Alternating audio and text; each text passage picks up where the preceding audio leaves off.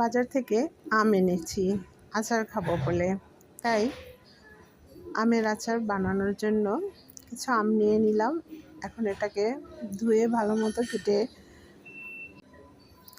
কুচি কুচি করে কেটে নেব রেশাদানি দিয়ে।